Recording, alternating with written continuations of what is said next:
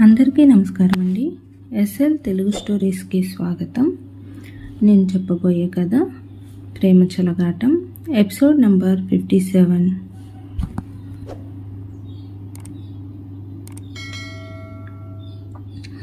మరిన్ని కథల కోసం నా ఛానల్ని సబ్స్క్రైబ్ చేయండి. మోహన్ రావు గారు ఇచ్చిన ఆఫర్ అప్పారావుకు చాలా బాగా నచ్చింది.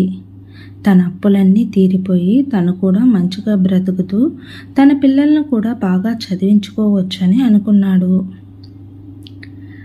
సరే సార్, ఈ ప్రాజెక్ట్ మొత్తం బాధ్యత ఇక నుంచి నాదే.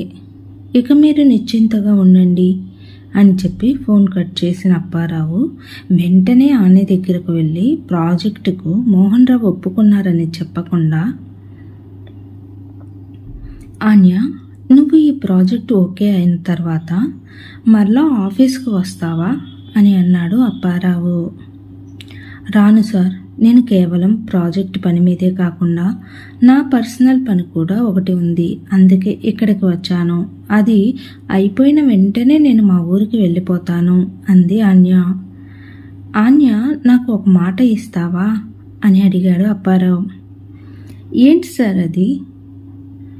మీ అన్నయ్య అడుగుతున్నాడని అనుకుని ముందు నాకు మాట ఇవ్వు ఆన్య. సరే అయితే, నీకోసం మా వదిన కోసం నేను మాటని ఇస్తున్నాను అని ఆన్య అనగానే ఎక్కడ లేని ఆనందంతో గంతులు వేసినంత పనిచేశాడు అప్పారావు.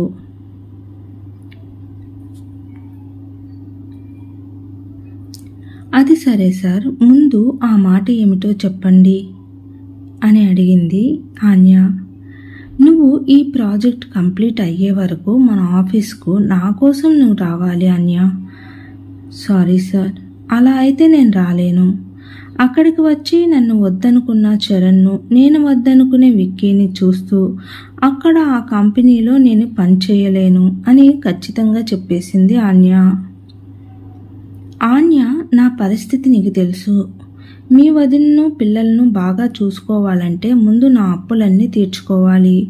పిల్లల చదువులు భవిష్యత్తు గురించి ఆలోచించడమే కానీ ఏమీ చేయలేని పరిస్థితిలో ఉన్నాను. మోహన్ రావు గారు నాకు ఇప్పుడు మంచి ఆఫర్ ఇచ్చారు. ఆ ఆఫర్ ఏమిటంటే ఈ ప్రాజెక్ట్. నేను దీన్ని సక్సెస్ చేస్తే నాకు జీతం పెంచి ప్రమోషన్ ఇచ్చి కంపెనీ తరపున మంచి బెనిఫిట్స్ కూడా ఇస్తానని అన్నారు. అందుకే ఈ ఆఫర్ను నేను ఎట్టి పరిస్థితుల్లోనూ వదులుకోవాలని అనుకోవడం లేదు. అందుకే నువ్వు కూడా నాతో పాటు ఆఫీస్కి వచ్చి ఈ ప్రాజెక్ట్ అయ్యే వరకు ఉంటే చాలు. ఇక అన్నీ నేను చూసుకుంటాను. అక్కడ నువ్వు కూడా మాతోనే మన ఇంట్లోనే ఉందువు. ఈ ప్రాజెక్ట్ అయిన తర్వాత నేనే నిన్ను మీ ఊరికి తీసుకుని వెళ్ళి మీ ఇంట్లో దింపుతాను అంటూ రిక్వెస్ట్గా అడిగాడు అప్పారావు.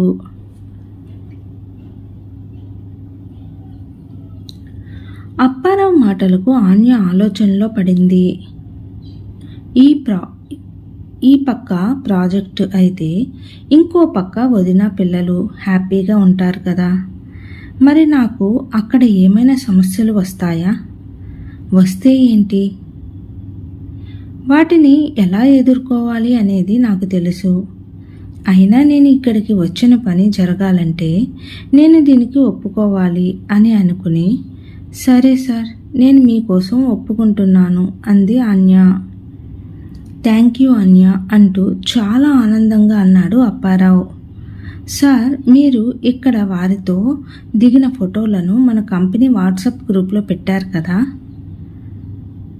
పెట్టానుగా ఆన్య. రేపు మీటింగ్కు వాళ్ళందరూ వస్తారా అంది ఆన్య. వాళ్ళు తప్పకుండా వస్తారు. వాళ్ళు లేకుండా ఈ ప్రాజెక్ట్ లేదు అని అన్నాడు అప్పారావు. సార్, అయితే మీరు నేను కూడా మీటింగ్కు వస్తున్నట్లుగా ఎవరికీ చెప్పకుండా ఉండాలి. కేవలం మీరు మాత్రమే ముందు మీటింగ్కు వెళ్ళండి. కొంతసేపటికి నేను వస్తాను. అలా అయితేనే నేను నా మాటను నిలబెట్టుకుంటాను అంది ఆన్య. ఓ, అంతేగా, నువ్వు చెప్పినట్లే చేస్తాను అని చెప్పి అక్కడి నుంచి వెళ్ళిపోయాడు అప్పారావు.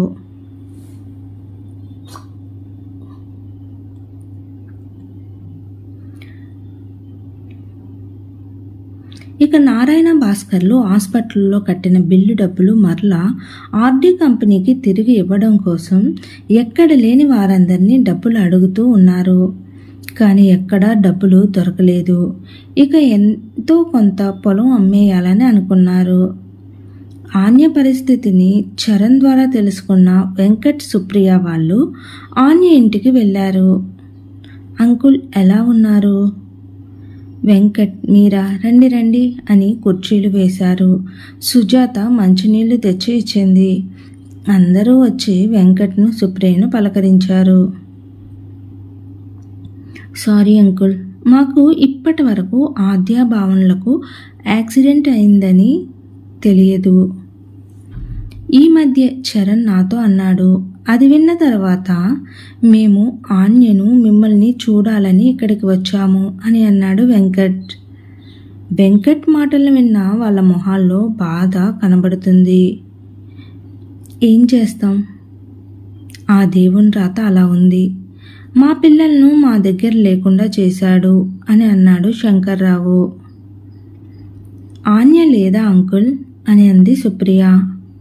లేదమ్మా, కంపెనీ పని మీద ఏదో ఊరు వెళ్ళింది.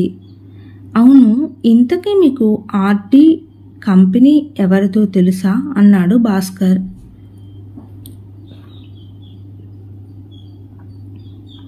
అదా, ఆ కంపెనీ మోహన్ రావు గారిది. అతని భార్య పేరు రమాదేవి.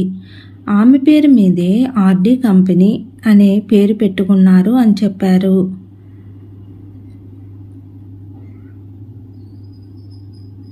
మోహన్ రావు పేరు వినగానే భాస్కర్కు అంతా గుర్తుకు వచ్చింది.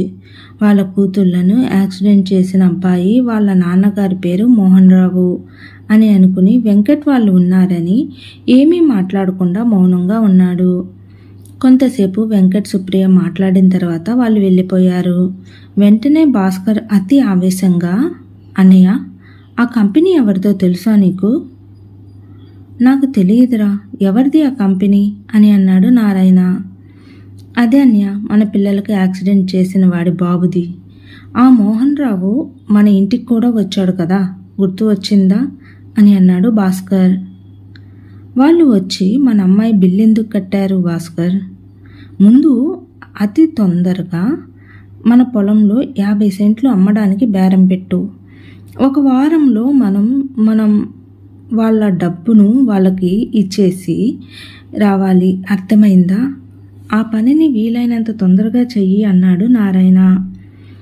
అలాగే, నేను ఇప్పుడే వెళ్ళి మాట్లాడతాను అని భాస్కర్ అక్కడి నుంచి వెళ్ళిపోయాడు.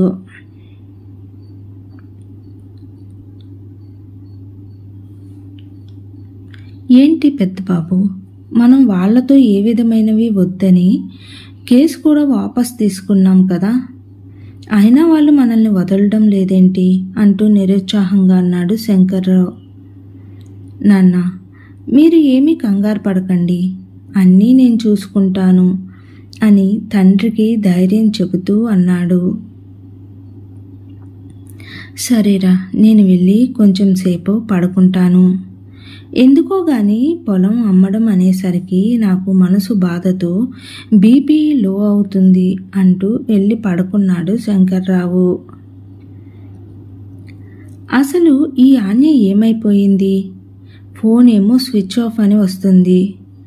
అసలు తన పని ఎంతవరకు వచ్చిందో ఏమో. వాడిని తొందరగా అంతం చేస్తే మేము పడే బాధ వాళ్ళు కూడా అనుభవిస్తూ ఉంటే అప్పుడు తెలుస్తుంది వాళ్ళకు కూడా అని మనసులో అనుకుంటూ లోపలికి వెళ్ళిపోయింది సుజాత.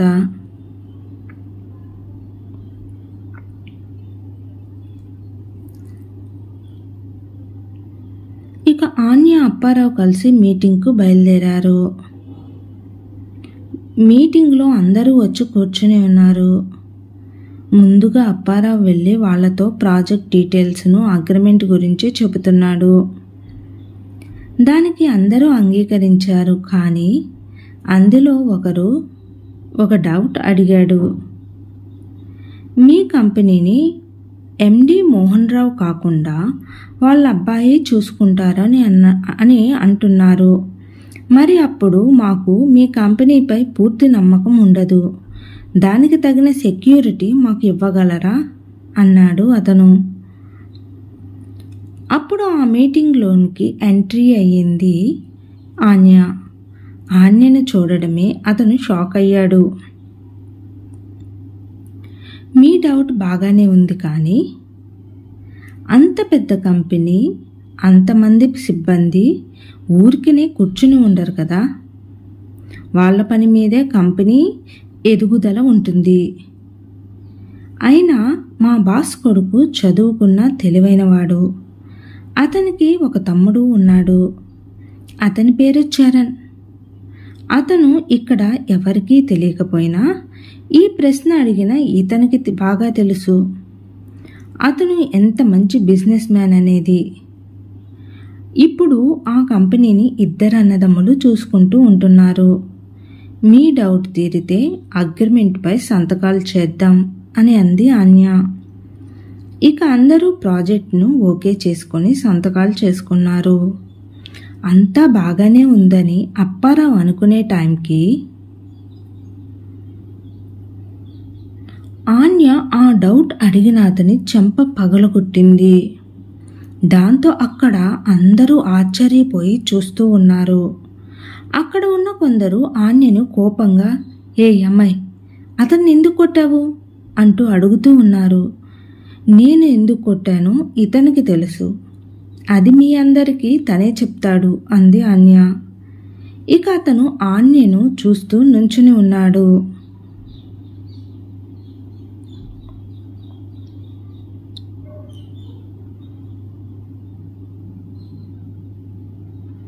అసలు ఆ డౌట్ అడిగిన వ్యక్తి ఎవరు? అతనిని ఆన్య ఎందుకు కొట్టింది?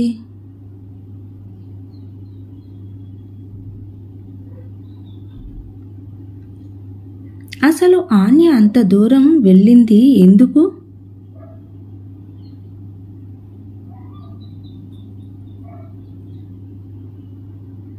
ఇక ఇదంతా మనం తర్వాయి భాగంలో చూద్దాము.